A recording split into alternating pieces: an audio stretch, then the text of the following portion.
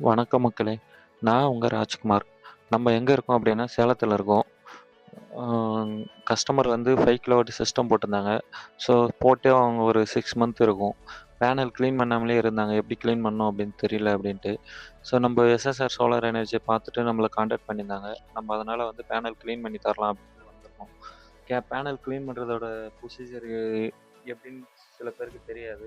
So நம்ம அது video எடுத்து போடலாம் அப்படின்றதுக்காண்டி வீடியோ எடுத்திருக்கோம். பேனல் கிளீன் பண்றோம் அப்படின்னா, 9 மணிக்குள்ள கிளீன் பண்றோம் அப்படின்னா, இன்வெர்ட்டர் எதுவும் ஆஃப் பண்ண தேவையில்ல.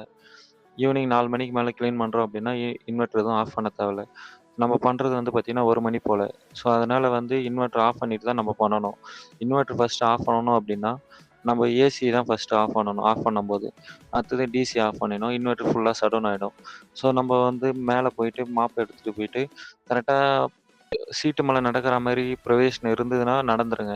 இல்ல ஃபுல்லா கவர் ஆயிருக்கு, இந்த மாரி கவர் ஆயிருக்கு அப்படின்னா, பேனல் மேல நிக்கலாம். ஃப்ரேம் மேல நின்னு, நம்ம அழகா பேனல கிளீன் பண்ணிடலாம். ஸோ, அந்த மாரி தான் நான் கிளீன் பண்ணியிருக்கேன். அந்த மாரி தான் நான் கிளீன் பண்ணியிருக்கேன். ஸோ, திருப்பி வந்து கிளீன் பண்ணிட்டு, ஃபர்ஸ்ட்டு டிசி ஆன் பண்ணணும். அதுக்கப்புறம் ஏசி ஆன் பண்ணணும். ஆன் பண்ணதுக்கப்புறம் அவங்களுக்கு நல்லா பெர்ஃபார்மன்ஸ் குடுத்தது. இதே மாரி நம்ம பண்ணணும் அப்டின்னா, நீங்க எஸ்எஸ்ஆர் சோலார் எனர்ஜிய கான்டாக்ட் பண்ணுங்க.